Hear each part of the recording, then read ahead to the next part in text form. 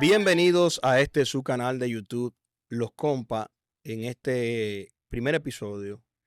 Y antes de nosotros comenzar con el contenido que va a llevar este canal, quisimos traer una historia de un ser humano muy especial para nosotros y que tiene cosas muy importantes que decir ahora en esta nueva etapa de su vida. Con nosotros está Nair Herrera. ¿Cómo te sientes, Nair? Bueno, contento por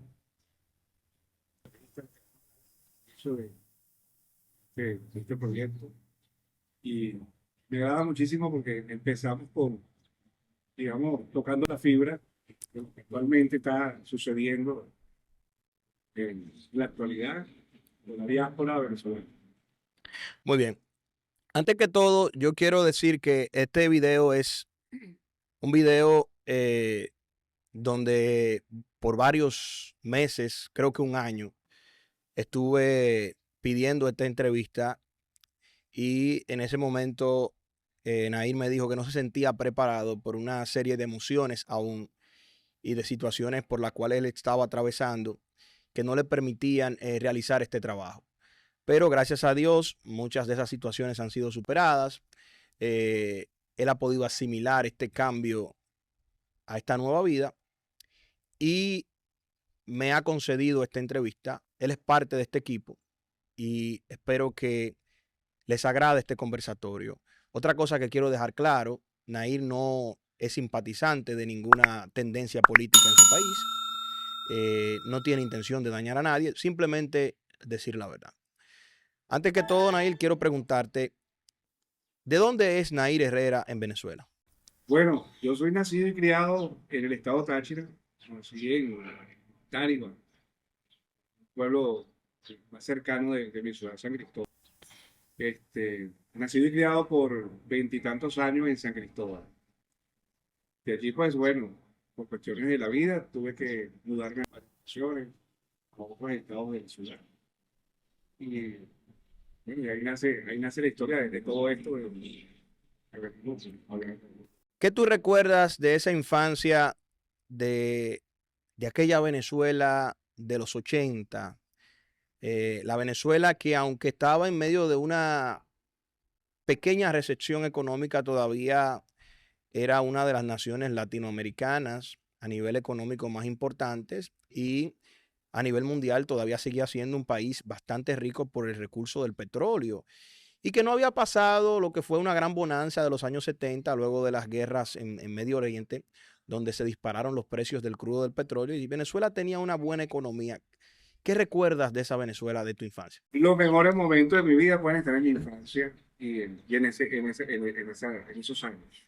Fueron la mejor época de mi vida porque venir de un hogar de clase media, este, con una madre divorciada y sacar adelante a sus tres hijos y poder hacerlo, pues fue una bendición contar con ese privilegio, por decirlo de esa manera, de crecer en un hogar que, aunque fue disfuncional por divorcio, se pudo salir adelante con todas las cosas, a pesar de que para muchos podría ser algo difícil, en esa época totalmente era fácil, podías disfrutar de tu adolescencia, de tu niñez, salir, viajar, disfrutar.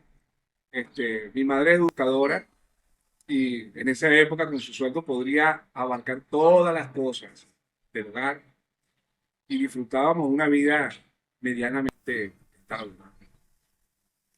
Eh, Llegan los años 90, me imagino que ya comienzas a hacerte un preadolescente o un adolescente, no sé exactamente qué edad tenías para los 90, y te das cuenta de uno de los fenómenos históricos que comenzó a cambiar la historia de Venezuela y fue la primera revolución comandada por el comandante Hugo Chávez. Fue unos días, creo que fue un día muy violento en Venezuela. ¿Dónde te encontrabas tú en ese momento y como niño, como adolescente, pudiste asimilar esa situación? Golpe de Estado de Chávez, ¿te refieres tú Sí, como cuando tal? Chávez intentó llegar al poder con el golpe de Estado. O sea, la intentona Chávez. La intentona de Chávez. Vivía en San Cristóbal, yo estaba aún pequeño, porque eso fue en el año 92. Sí, 1992. Yo estaba muy pequeño. Obviamente, mi familia, afortunadamente, gracias a Dios, siempre ha sido opositora del gobierno. Este, bueno, Chávez de repente la gente lo vio como una esperanza, Raúl, ¿Por qué? porque siempre la política se manejó entre dos partidos en el país. Llega una tercera opción con un ideal de engaño, obviamente, y mucho pueblo de repente que no tenía las oportunidades o no quiso, no sé cómo lo pudiera llamar, porque cada condición en cada lugar es distinto. No podía de repente poder surgir, por llamarlo de alguna manera, llega un hombre a punta de engaños, porque eso es lo que ha sido. Ok, no aceleremos el proceso porque vamos a llegar ahí. Lo que en ese momento tú me estás diciendo que la población en general en Venezuela veía a Chávez como una especie de redentor. No todo, más que toda la clase baja. Recuerda que el discurso de los comunistas, los socialistas, siempre es un discurso populista. Siempre va a las masas pobres, no va dirigido a otro punto. No habla hacia los ricos, a la clase media. Porque el objetivo siempre de los socialistas o el comunismo es acabar la clase social, la clase media, destrozarla. Que la idea siempre de los comunistas es dejar la clase pobre, que es la que los apoya, con el engaño de que siempre los van a sacar de abajo, y los ricos que vienen siendo ellos, los nuevos ricos. Perfecto. Tú tienes conocimiento de que en 1990 se realizó un foro en Brasil auspiciado por Ignacio Lula da Silva llamado el Foro de Sao Paulo, donde participaron muchos de los que posteriormente, años después, iban a ser presidentes, especialmente en América del Sur. Ahí estaba Daniel Ortega, ahí estaba Lula da Silva, Correa, algunos partidos políticos de mi país, la República Dominicana, y una representación del socialismo venezolano, Hugo Chávez. Entonces, en ese momento los Castros, cabezados por Fidel, se comprometieron a brindarle apoyo a los países que en América querían implementar los regímenes socialistas y echar a un lado el capitalismo. ¿Por qué traigo esto? Porque aún Hugo Chávez intentando llegar al poder de manera violenta, sin agotar los recursos que establece o que establecen las democracias, que es ir a unas elecciones, esperar que sea la expresión popular la que con su intención al voto o con su voto te lleve al poder. Chávez sale de la cárcel y pasa un fenómeno. El gobierno es enjuiciado por malversación de fondos, el gobierno saliente. Y vuelven los venezolanos a ver a Chávez como una especie de redentor. ¿Tú crees que Cuba tuvo mucho que ver en la llegada de Chávez al poder? Efectivamente, si los ideales que siempre Chávez siguió han sido lo de Castro. Indistintamente lo que digan las personas, eso fue la influencia siempre. ¿Qué pasa? Tú estás hablando de que hubo una crisis en el país que llevó a que Chávez. Pero resulta, Raúl, que la crisis que se vive actualmente en el país, en la historia, jamás, nunca fue vista y sucedió. Entonces, cuando tú hablas de que los castros ayudan, la forma de ellos ayudar es a oprimir a un pueblo, de saber las estrategias de tortura, de cómo cercenar los derechos de las personas, como ellos lo han hecho en Cuba por tantos años. Porque, ¿qué pueden ayudar si un pueblo que está en decadencia, un pueblo que está pobre como Cuba, por culpa de los bloqueos, Raúl? En Venezuela se habla siempre que la culpa de lo que está pasando económicamente es por los bloqueos de los Estados Unidos. ¿Cuál bloqueo? ¿Cuál bloqueo? Fíjate, por eso te traje el tema del Foro de San Paulo, porque en ese momento el único país que estaba participando en ese foro, donde sus participantes estaban en el gobierno, era Cuba. Y parece ser que en 1998, cuando Chávez gana las elecciones, aplastante, donde yo te voy a hacer una pregunta y quiero que me responda de manera muy sincera. Cuando Chávez gana, yo soy de los que digo que hubo mucha influencia de Cuba y de ese foro para que él llegara al poder. Y que Cuba tuvo que ver mucho con lo que es la propaganda, el mensaje que llevó a Chávez al poder. Yo te voy a hacer la pregunta, ¿votaron los venezolanos por Chávez en ese momento? ¿Sí o no? Sí, efectivamente, vuelvo y digo, a veces dijo una frase Simón Bolívar, nuestro libertador, que un ser sin estudio es un ser incompleto. Y realmente eso tiene un gran peso, ¿no? Porque cuando tú tienes ignorancia, cuando la ignorancia abarca tu vida o la rodea, eh, tú te llevas por cualquier cosa. ¿Es culpa de los venezolanos que Chávez llegara al poder? Sí, obviamente, porque él llegó al poder cuando gana las elecciones, la gana democráticamente. El día de las elecciones, ¿cuántos años tenías? Eso fue en el año 98. Sí. 98, tenía 15 años. 15 años. Y muchas veces los jóvenes latinoamericanos, y especialmente tú que te conozco, eres un intelectual desde niño, un gran lector y amante de la historia y todo lo demás. Tú tenías conocimiento de lo que había pasado ahí, tú tenías como un preludio de, mira, llegó el socialismo aquí, pues ya tú tenías conocimiento, ¿cómo tú asimilaste eso como joven? Bueno, alguien muy cercano a mi familia, no voy a nombrar, eres una persona que ya no está con nosotros, una persona muy letrada, con mucho conocimiento, y perteneció a las Fuerzas Armadas de nuestro país, cuando existía la meritocracia, cuando realmente existía la meritocracia. Y él lo dijo cuando Chávez se monta en el poder, dijo, ese hombre es un resentido social. Él es un resentido y va a acabar con todo el aparato productivo de la nación. Claro, y sus hechos están ahí. Reformó la constitución cuando en Venezuela solo le permitía a los gobernantes un solo periodo. Y en 1999 la reforma. Y luego vienen acontecimientos que comienzan a traer a Venezuela en una especie de camino hacia el fracaso. El golpe de Estado de 2002, las huelgas de 2003, donde 50 personas fallecieron. Y hay muchísimos videos y muchísimas ilustraciones y lectura en todas partes. Ustedes pueden leer sobre eso. Pero yo quiero llegar a este punto. En 2014, para los que no lo saben, este hombre que se encuentra hoy en los Estados Unidos de Norteamérica fue uno de los propulsores de los movimientos de protesta contra el chavismo. Te la jugaste, me has dicho cosas, has sido maltratado, tus derechos han sido vulnerados en varias ocasiones. Has visto cómo has puesto en riesgo la integridad de tu familia. ¿Por qué tú decides en 2014, siendo una persona que no vivía mal en Venezuela, tenía tus negocios, por qué tú decides lanzarte a las calles a protestar? Bueno, por una sencilla razón, mis hijos. Ok. Quería la libertad para mis hijos.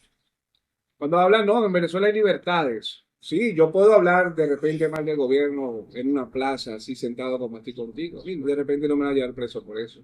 Ahora bien, cuando el Estado ve que tú conformas un movimiento de calle cívico, pacífico, como lo hicimos nosotros, y ya tiene un volumen, cuando ya hay personas, cuando ven que estás moviendo, empiezan ellos a oprimir a las personas como lo hicieron, como tú lo nombraste, a todas las personas que fueron asesinadas, simplemente por irte una pancarta y unos pitos a decir que ya basta de violencia, simplemente pidiendo algo tan sencillo como es la libertad.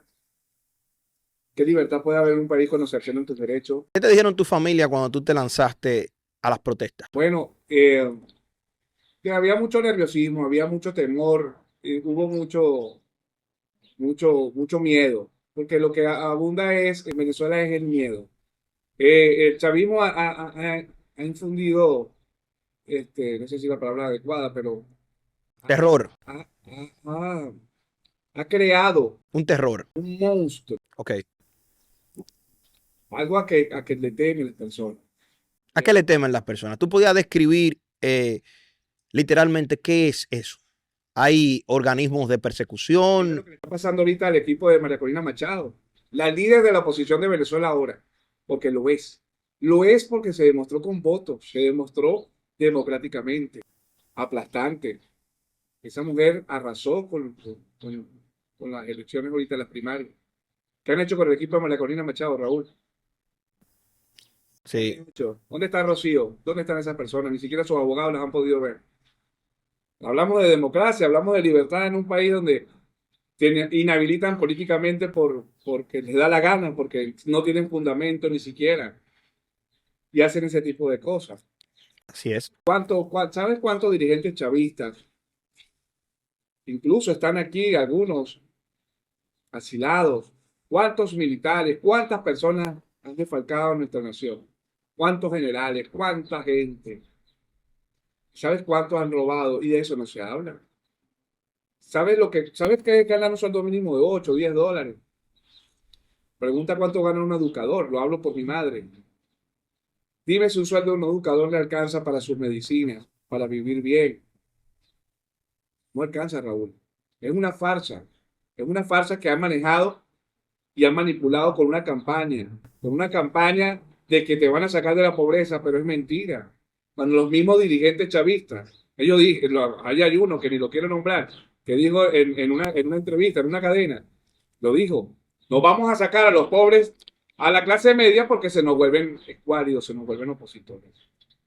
Ellos no han querido solventar eso, simplemente cerrar las bocas con una bolsa de comida y manipular a las personas con el hambre, con las ilusiones de tener una mejor vida. No ha existido.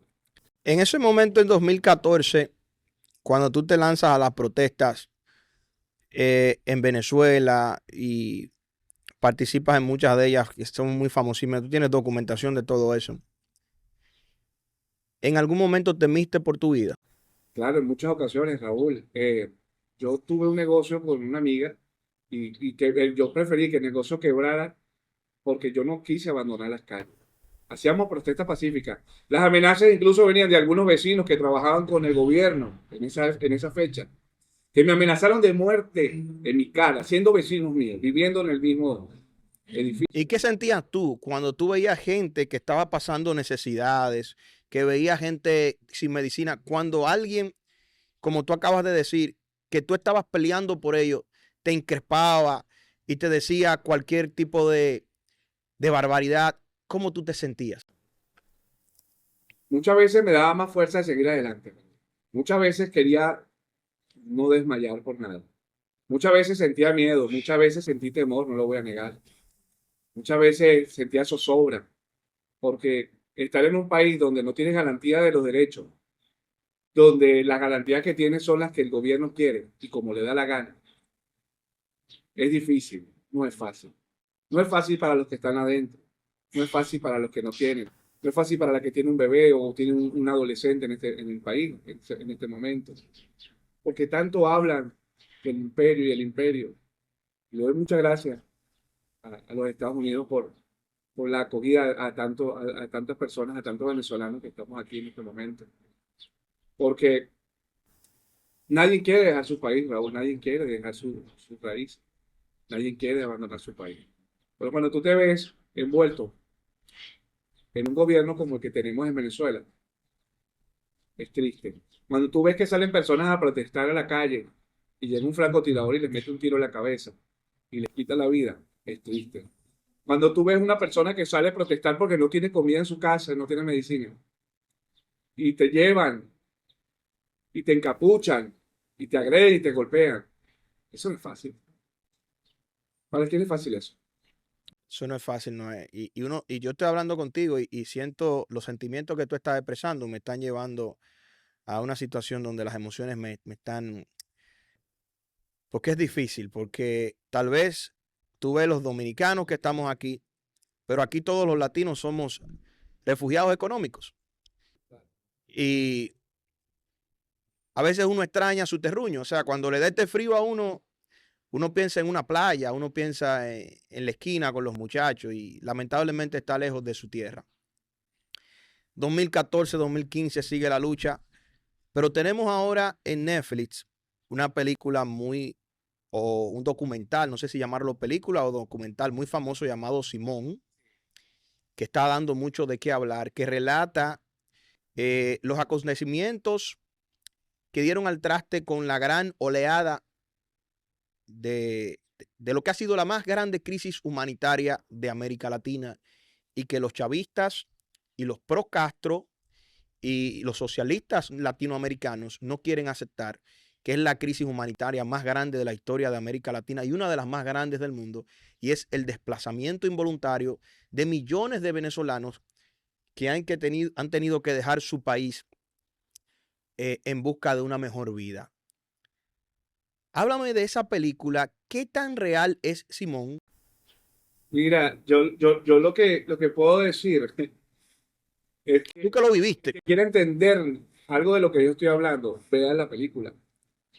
Vea esa película y va a ver lo que muchísimas personas, muchísimas familias, muchísimos venezolanos, muchísimos jóvenes vivieron y siguen viviendo en Venezuela. Lo que son las desapariciones forzosas, lo que son los encarcelamientos injustos, lo que son las torturas, lo que es todo. Esa película refleja lo que se vivió en verdad en el país. Lo que vivimos mucho, Raúl. Yo vi compañeros como fueron igualmente torturados. Asesinados. Vi muchachos que mataron a fulano, mataron a este, y los otros, wow, los otros lo vimos así. Y como el muchacho del violín. Bueno, ese grupo de tantos muchachos. Hay otro que le sacaron los ojos, creo, con una Paisanos, si no me equivoco, del estado Táchira, le dispararon con una pistola de perdigones. pistola de la vista. A otro lo mataron con bombas lacrimógenas que le estrellaron en el pecho. Lanzaban bombas lacrimógenas de helicóptero. Y entonces, a mí me da risa cuando tú ves a Jorge Rodríguez, que es la mente maestra, y lo quiero decir aquí, es la mente macabra de todo lo que está sucediendo ahorita con el madurismo. Jorge Rodríguez y Delcy Rodríguez, los hermanos Rodríguez.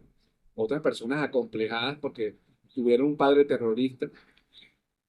Y solo las personas, es el hombre más descabellado de todo. Él, es que en su psiquiatría, en su psicología, maneja todo lo que es el discurso, maneja todo cómo se hacen las cosas. El arte del engaño es de ese hombre. Un Joseph Goebbels moderno.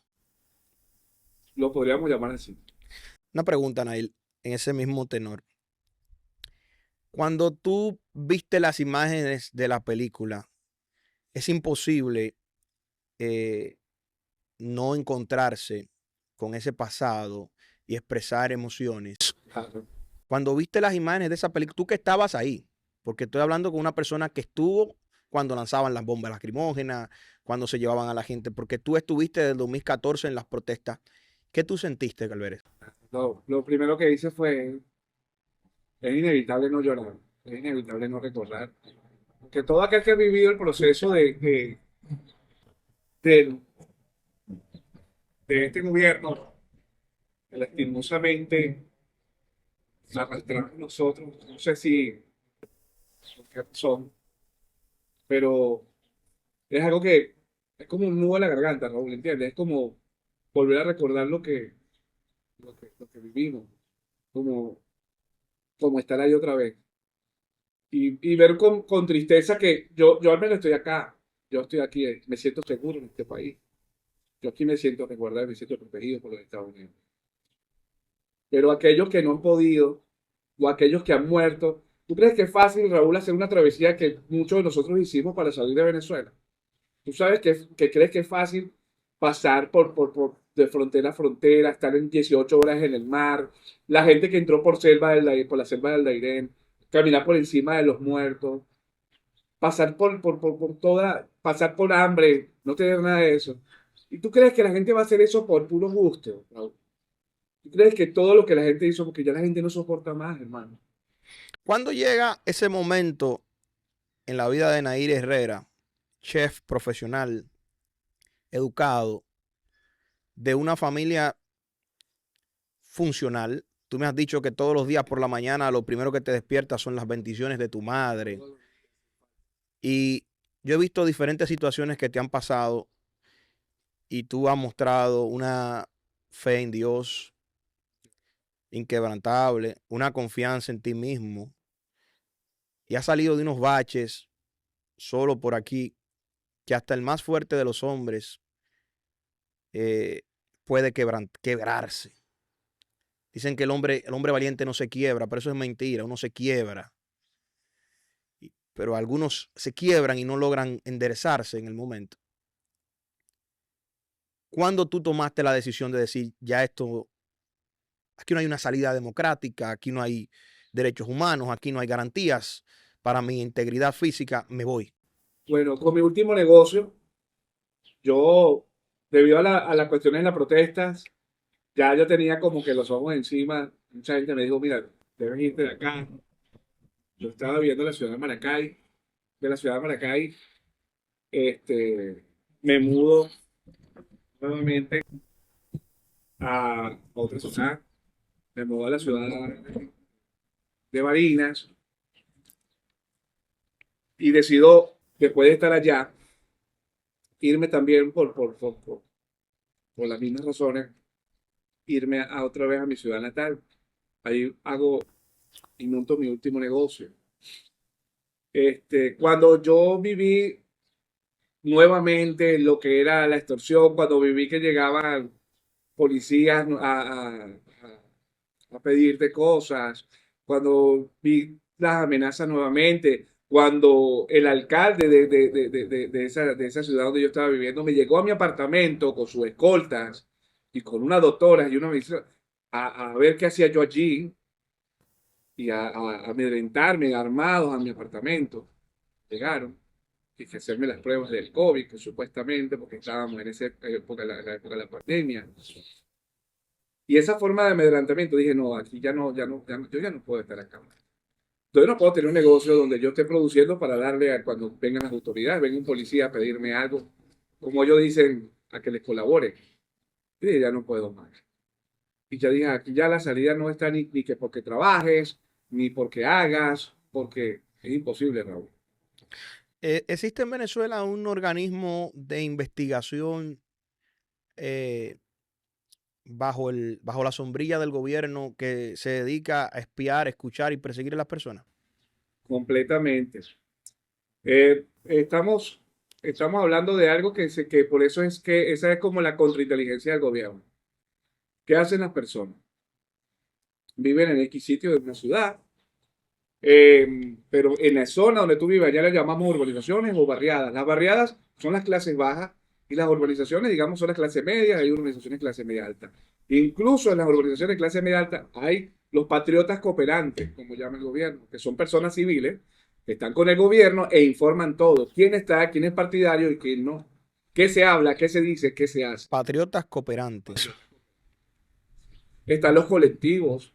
Todo se rige, si tú vas a sacar una carta de una constancia de residencia, tiene que ser con la jefe de los colectivos o con la jefe de calle, como ellos los llaman. Pero siempre hay influencia del gobierno, aunque sea una o dos personas.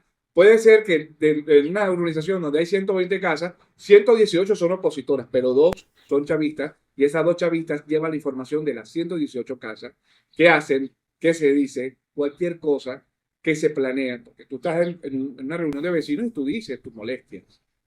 Te, te quise preguntar eso porque sumado a lo que te había preguntado previo sobre cuándo tú decides irte, quiero que la gente entienda por qué un ser humano llega a tomar la drástica decisión de abandonar su familia, de abandonar los suyos, y se va y se arriesga. Porque es que tú estás rodeado, no puedes ni siquiera hablar, no puedes caminar, tienes al gobierno o a grupos que responden al gobierno alrededor de ti. Y algunas veces hay personas que hasta tú no haciendo nada, simplemente porque tú le caes mal, se inventan cualquier cosa de ti y te hacen la vida imposible. Entonces, tú decides irte. ¿A cuál fue la primera persona que tú le dijiste que te ibas? ¿Y qué hizo ella? Bueno, fue un choque, fueron emociones fuertes porque obviamente ya sabes que en Venezuela, para las personas jóvenes, o las personas que quieren salir adelante, hay pocas probabilidades. Y fue un choque de emociones, pero tuve su apoyo, me dijo, vete y ya estuvimos. ¿Recuerdas ese día cuando te fuiste? El día que me fui, wow, claro. La despedida de mis hijos fue él, el que te abracen.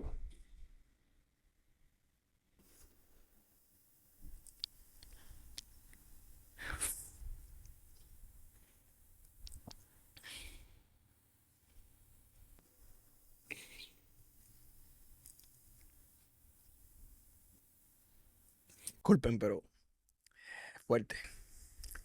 Tener a tus hijos pequeños y te digan, papá, no te vayas y te abracen y no te suelten. Y verlos llorar y ver a tu madre ahí a tu casa, ver a los tuyos y decir, yo no sé cuándo los vuelvo a ver. Eso me pasa. Irme de mi país fue como estar en luto por mucho tiempo, por un año sentir un vacío que aún siento y es irreemplazable. Porque la familia lo es todo. Raúl, lo que siente cada persona cuando se va es de lo suyo. Nada lo puede suplir. Nada. Disculpen, señores, es difícil porque todos en algún momento hemos tenido ese, el que viene aquí y emigra a los Estados Unidos, como lo hice yo, con una visa, sin saber cuándo se va a regresar. No es lo mismo cuando tú sales con tus papeles, tu residencia, que tú dices, está bien, en 2 meses yo vuelvo. O sea, tú vienes a una incertidumbre donde tú realmente no sabes cuándo vas a regresar y si vas a poder regresar. Bien, ya en medio de esa travesía, si tú quieres hablar, ¿cómo fue ese proceso, ese camino rumbo a los Estados Unidos? Bueno, fue un proceso largo, un poco tedioso. Eh, salí por la frontera, llegué a la ciudad de Colombia, eh, tuve que volar de allí a Bogotá, de Bogotá volar hasta la isla de San Andrés. De la isla de San Andrés, te estoy haciendo corto el viaje, esos fueron días, incluso a veces semanas. Y por cuestiones de tiempo, Salir por mar y estar literalmente 18 horas en alta mar, en una lancha pesquera, donde si hubiese una ola fuerte nos volteaba y nos mataba a todos, solamente con agua. A la incertidumbre de dos lancheros que estaban manejando esa lancha. Se apagó el GPS el GPS de los lancheros, estuvimos perdidos. Bueno, imagínate, duramos 18 horas para llegar hasta las costas de Nicaragua, Bluefield. Salimos a las 2 de la mañana de la isla de San Andrés y llegamos a las 8:45 de la noche a Bluefield, a la isla, nos íbamos a llegar a una isla que se llama Core Island, pero los lancheros decidieron llegar hasta la costa de Nicaragua. Y de ahí empezó la travesía en autobuses, a pie, por trochas. Fue un momento muy difícil, el más fuerte, diría yo, fue en México. El pueblo mexicano, le agradezco mucho a aquellas personas, si de repente alguno me está viendo y va a ver esta entrevista, no recuerdo el nombre de esa señora, de sus hijos, pero le agradezco mucho a ellos que me ayudaron, que me orientaron en la travesía. Pasamos muchas dificultades con las ironías de la vida. Es que yo estaba asustado en México por los grupos armados, o los narcotraficantes, o las cosas que se hablan a veces de los grupos que controlan las ciudades. Y los sustos más fuertes fueron con las autoridades mexicanas. No con todas, exactamente con la gente de migración médico. Nos extorsionaron, a mí me quitaron dinero. Pasamos muchas cosas difíciles, fue un duro periplo. fuertes, muy fuertes, muy. Pero, disculpa, quiero acotar, el ejército mexicano fueron las personas más amables que yo pude haber visto. Por lo menos a mí me trataron excelente. los policías, te agradezco mucho, de verdad, porque hay que hacerle reconocimiento a las personas que también te responden. Pero sí fue una travesía larga, tuve que dormir en el piso, en Guatemala con alacranes, escorpiones por encima, eh, moverte con grupos armados, que son los que tienen las mafias para poder circular a las personas. ¿No pasó por tu mente en aquel momento volver atrás? Cuando estaba en el medio del mar, que solo lo que veía era agua alrededor, dije, wow, ¿qué estoy haciendo? Porque entra una crisis, un miedo, porque temes por tu vida, Raúl, vas sin un chaleco, vas sin ni siquiera un chaleco salvavidas. Si la lancha se voltea, sabes que tu muerte es inminente. Yo sé nadar, pero sé que no voy a resistir mucho. Iba a morir. Claro que tú sientes temor. Pero una vez salgo del mar y empiezo la travesía, dije, No hay vuelta atrás. Dios está conmigo. Y si Dios está conmigo, ¿quién ¿Quién contra contra mí? mí? ¿En algún momento viste a alguien fallecer en ese trayecto? Vi gente desaparecida, supe la situación de una muchacha que fueron violadas. Eh, Pero no lo viste. Vi la desaparición era obvio. Digamos, estamos en un grupo, tú estabas en mi grupo y no verte más, y, hey, ¿y dónde está Raúl? Por dar un ejemplo. No estaba más. Vi cómo encarcelaron personas, vi cómo se las llevaron detenidas, vi cómo la mano de Dios estuvo conmigo en todo momento, no permitió que pasara un mal rato, digamos, como otras personas, porque aunque lo viví, no fue tan fuerte como el de otras personas. Tengo que decir de verdad que fue un milagro y las oraciones de mi madre en todo momento me ayudaron a poder seguir la travesía y no pasar el peligro que muchas personas han pasado. Pues yo no tuve que pasar por la selva del Dairén, gracias a Dios. Yo no atravesé por selva, entonces fue una fortuna para mí no haber pasado esa situación. Pero tienes conocimiento de que en esa selva han quedado muchos, han muerto muchos en busca de una mejor vida. De los procesos que tú has pasado aquí en Estados Unidos, no te voy a preguntar porque creo que no sería prudente. Eh, los trámites y esas cosas.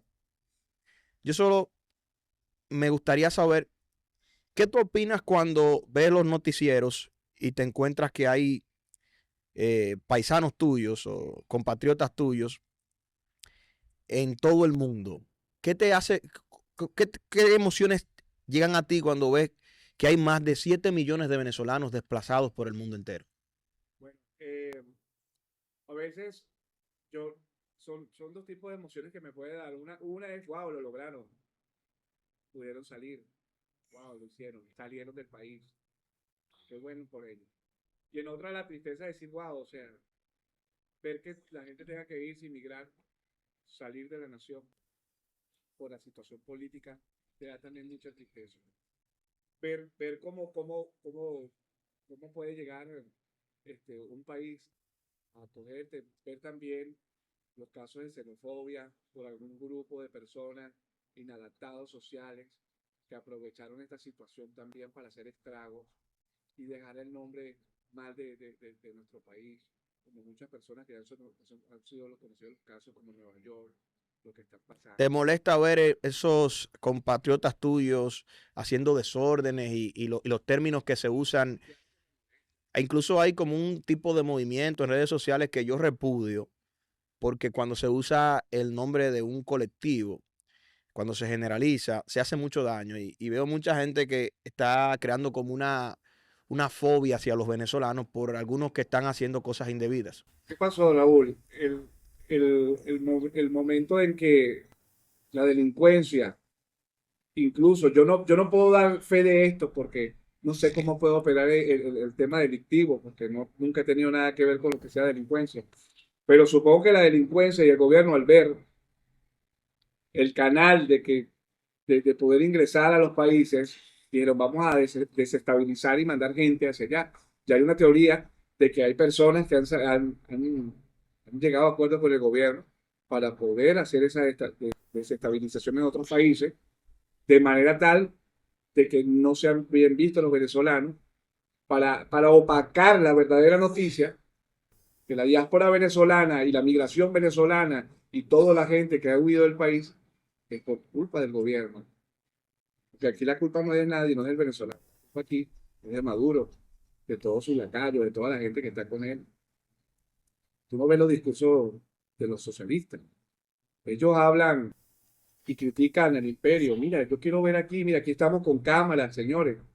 Aquí hay cámaras, equipos caros, y aquí estamos en una plaza de los Estados Unidos, y aquí no, yo no siento miedo de que me vayan a robar. Aquí yo me siento seguro de donde estoy. Ve a Venezuela y trata de hacer esto, y difícilmente lo puede hacer. Sí, es bastante difícil. Nair, sé que con Dios delante, algún día vas a volver a tu Venezuela querida. ¿Qué sería lo primero que harías tú al llegar a Venezuela? Primero, me imagino que ver tu familia. Sí. Y después, ¿qué es lo primero que tú quisieras hacer como ciudadano venezolano? Wow. Yo pienso que volver a mi país, como muchos venezolanos, es lo que más queremos. Eh, yo, por mi parte, no quisiera volver en el gobierno actual, porque sería tirarme la soga a mi mismo cuello. Pero si tuviera la oportunidad de que haya un cambio verdadero, que ojalá la oposición venezolana pudiese agendar una sola línea, y aunque María Corina Machado la tienen habilitada, ojalá que haya alguna estrategia por su parte, yo tengo fe en eso, y llegue a un acuerdo la oposición y pongan un candidato único de verdad. No tanto corrupto, porque no te creas, Raúl, en la oposición también hay mucha gente. ¿Tú crees que existe una salida democrática en Venezuela? Podría ser, podría ser. Lo único que nos queda es el CNE. Es mejor eso que nada. Es una ventanita, es un rayo de luz. Al menos con eso es un consuelo. Pero volviendo a tu pregunta, tenía lo primero que haría al llegar a mi país, wow, salir a las calles, caminar con mis hijos agarrados de la mano, ir a comerme unas empanadas, ir a mi ciudad, mostrarle a mis chamos dónde, dónde me crié, lo que hice, y disfrutar a mi familia, de verdad. Es lo primero que haría. No soltarlo, de verdad. El estar lejos de los tuyos te hace saber el verdadero valor y el significado de la vida, que es la familia. El dinero es necesario, eh, un auto es necesario, los bienes materiales son necesarios, pero la familia es la mayor riqueza junto con la salud que un ser humano puede tener. No hay más nada. Gracias, Nail, por esta entrevista que nos has concedido. Tú eres parte de este proyecto, pero queríamos contar tu historia también. Sabemos lo mucho que costó para ti eh, hablar de estas cosas. Yo entiendo que para protegerte, no tan solo tu seguridad, sino también proteger tus emociones y tus sentimientos como ser humano, decidimos obviar algunas preguntas y creo que fue lo más prudente porque muchas veces podemos hacer algo un poco más comercial, pero siempre es bueno conocer la parte humana y con lo que tú has expresado hoy, creo que es suficiente para entender lo que es la vida de los venezolanos en el exilio. Y quiero mandar un mensaje, ya para terminar, de que este caballero que ustedes ven aquí, amigo mío y de Aneudi, que es parte del proyecto, nuestro director de cámaras, de audio, de sonido, y también él dice que no le gustan las cámaras, pero de vez en cuando lo vamos a llamar el doctor Aneudi para que participe.